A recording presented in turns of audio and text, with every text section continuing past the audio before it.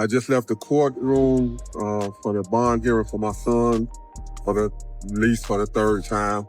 This time it was very fair. The judge was very fair. He wasn't pro-prosecutor. He wasn't pro-defense, but he was pro-justice. We want to begin now with some breaking news. Rapper Lil Durk is... The judge has officially read the conditions for Lil Durk's potential bond release, and it brought unexpected good news. Prosecutors revealed they plan to introduce several pages of new evidence, which will delay the trial. This delay gives Durk's legal team more time to negotiate, either a bond release or a house arrest agreement before trial. However, to understand Durk's possible release date, it's important to look at the new allegations. Federal prosecutors now claim Durk was connected to the 2021 attempted shooting of Quando Rondo in Georgia. In the evidence files, it states, surveillance footage and witness testimony related to the attempted attack on Quando Rondo. Prosecutors are also pointing to Durk's lyrics, including the line, "They on my page like slide for Vaughn. I know they trolling me." In a podcast, Durk explained that comments later disappeared, suggesting the feds are using the song's release date to align with the alleged incident. At the same time, they are reportedly trying to pressure D into cooperating against Durk, though D is attempting to remove himself from the case entirely. And that's what Diddy did. He's basically saying all this evidence y'all got against Durk got nothing to do with me. Why you got me charged with Durk? And that doesn't mean he's going against Durk. That just means he wants his case severed. And I'm telling you, if it's severed, it helps Durk. Because one of the main connective tissue to this conspiracy is saying that Durk told Diddy to hire. Diddy's saying, I ain't get told to hire nobody. And I ain't hiring nobody. What are you talking about? Why would I hire someone? That's his thing. New evidence has surfaced involving an iMessage group chat. Federal prosecutors allege Durk placed hits on O-Block members for failing to retaliate after King Von's death. They plan to introduce testimony from a witness claiming Durk personally gave the orders. According to court documents, Durk feuded with O-Block members over his belief that retaliation had not occurred following King Von's passing. WAC 100 reacted publicly, claiming the case is built on informants turning on Durk. To life by basically saying he's guilty of for hire. And the only thing that, like, yes, some of these things look suspect. Why'd you go there? Why are these people going there? Why'd you send this message? But nothing. There's no message that they got that says where Durk says, y'all that Quando yet? Nothing says it. I'm not. You missing the point. Okay. They got a witness already cooperating on that. Been had one. We just ain't seen what they said. It's 3. One of the cooperating. Yeah, that's true. Yeah, that's cool. Yeah, that's co-conspirator too. Yeah, I don't know. You don't need too much more than that. One of is cooperating. Then in the paperwork, you got the conversation. They say they had it in and out.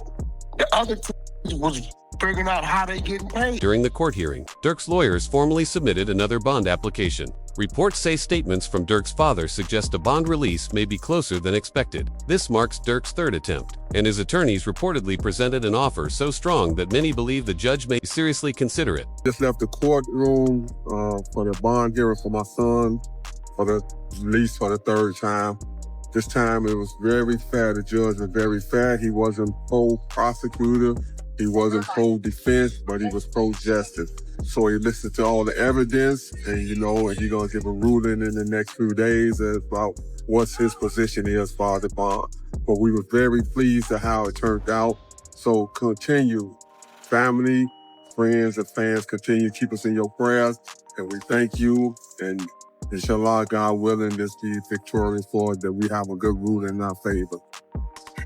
At the same hearing, prosecutors made a surprising move by dropping certain pieces of evidence. Court records state that prosecutors admitted they were discarding evidence, but still read it aloud in open court. This included rap lyrics that they initially planned to use as evidence, referencing firearms and locations mentioned in Durk's music. Now the search is on for 3 people who police say at a Savannah rapper, a member of his entourage. It happened in Los Angeles, and cameras captured the aftermath. This man, a passenger in that car, frantic at the sight. After the hearing, Durk's lawyer gave an interview calling the charges a joke, stating that federal prosecutors lack concrete evidence and are relying heavily on interpretation rather than facts. The case is as follows. So there was an indictment that did not name him, right? it named others, and then there was an unindicted person. And then 3 weeks later, that indictment was what's called the first superseding indictment, and it does name him.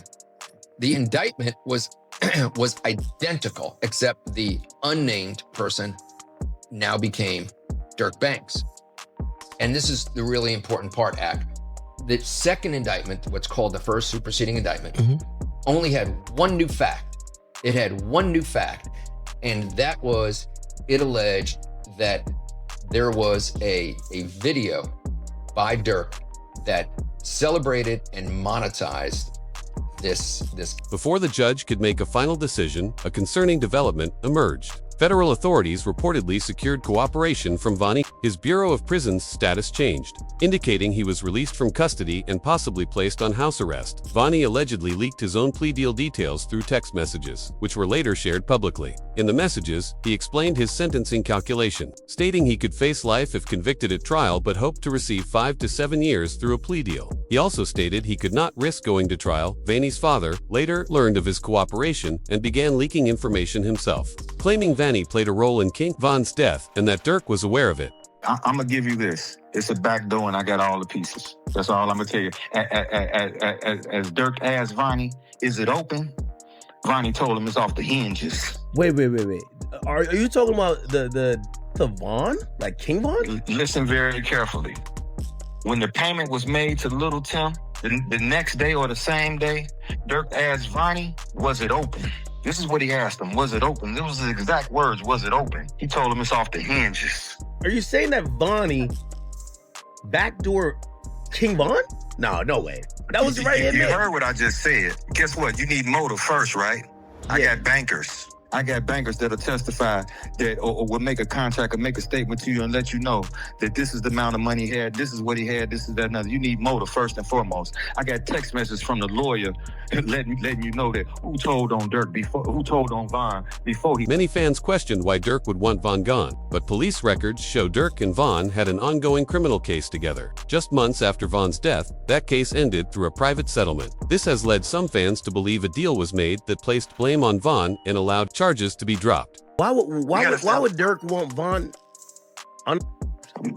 Yeah, man. Let me give you this. First of all, you didn't sign your rights over. You ain't in no 360 deal. First of all, you can't bring nobody into the business and they surpass you. How you bring me to the table when I pass you up?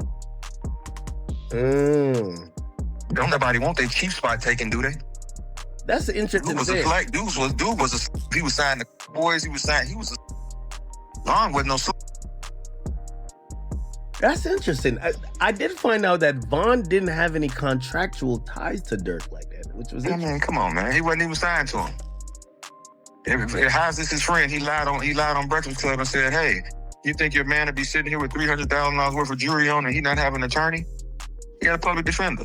A viral tweet followed, claiming Vannie's father accused Durk of orchestrating Von's death.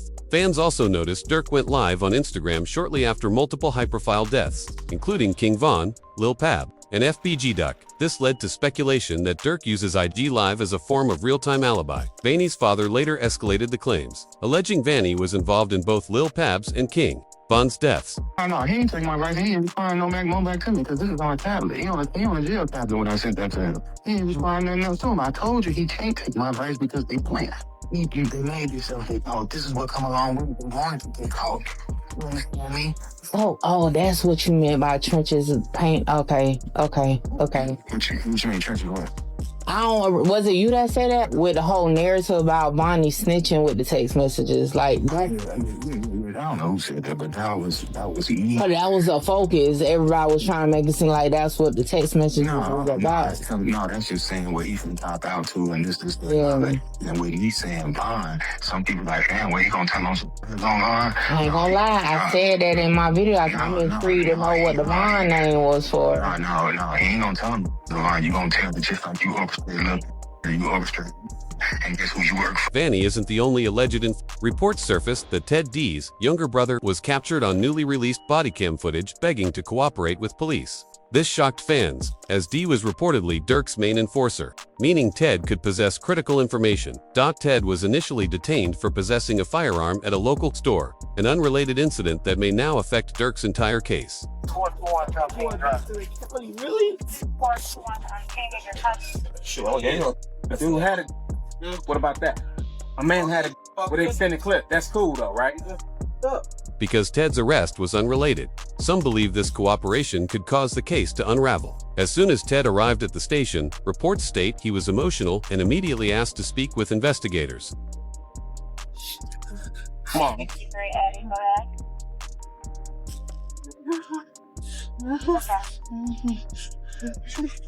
Hey, stop it. Stop it.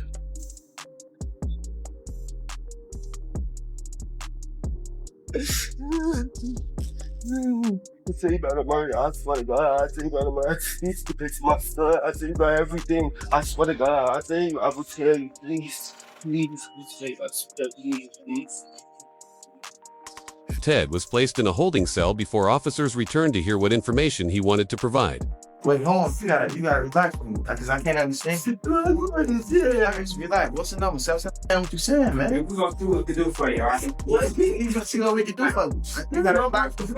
Relax, man. I want to get a buzz of prison. Relax. You mean, no,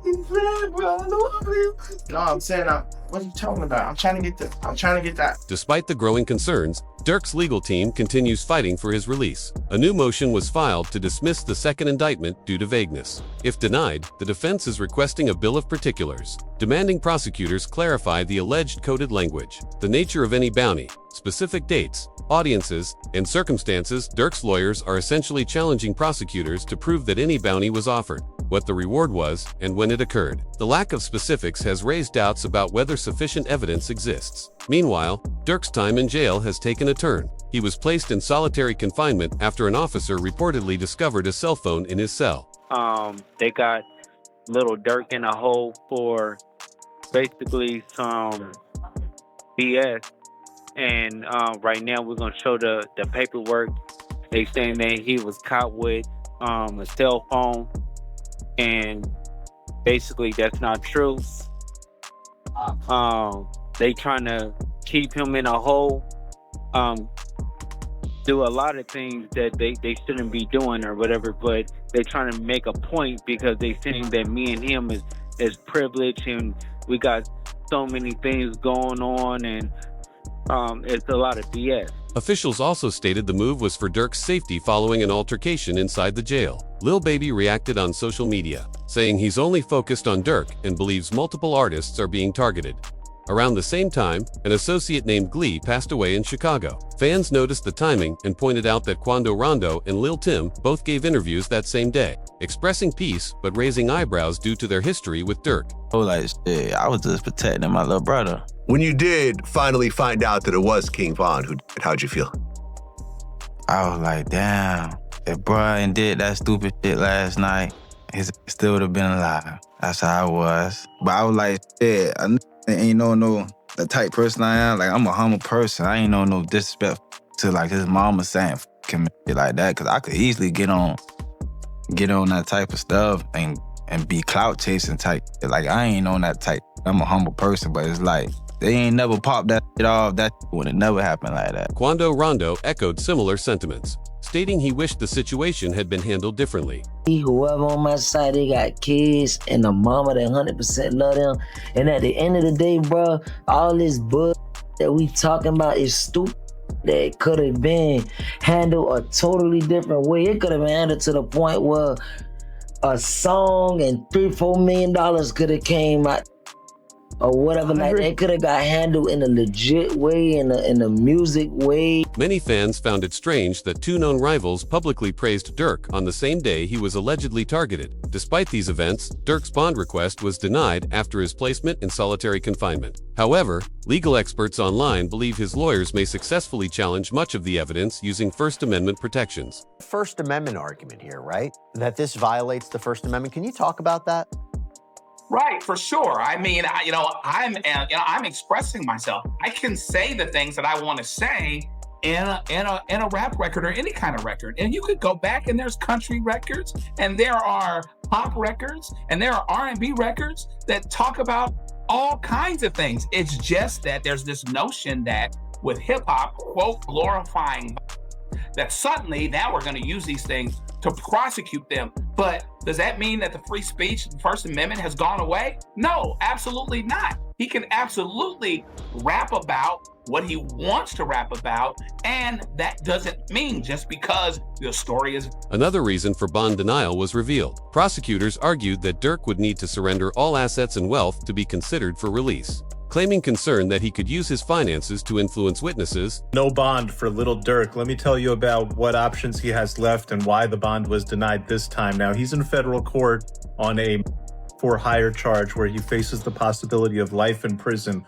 What that means is under the federal law, it is presumed that you do not get a bond because the charge and the penalty are so serious. So your lawyer has to go out there and show why you should get a bond. Now, ultimately, what the district judge decided to deny the bond on was a couple of factors. There's a couple $1 million being put up, but it's not all being put up by Durk. Some of it is from the label, and ultimately Durk has a lot more money and assets than what's being put up. So if I let him out on bond and he tries to flee, he's going to have tons of assets and money at his disposal. Federal authorities also claim they fear Durk could place additional bounties if released, referencing concerns surrounding a cooperating individual named Jam has reportedly been missing from public view for months after being identified as a cooperating witness. There's a guy named OTF Jam.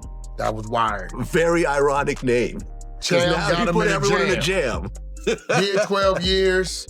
12 got years. out, interviewed, said he kept it real, brought him cars, gave him 50,000. Right. This. Made mention that ain't no smut on his name. He ain't never been a rat. Caught a gun case, but eventually he flipped.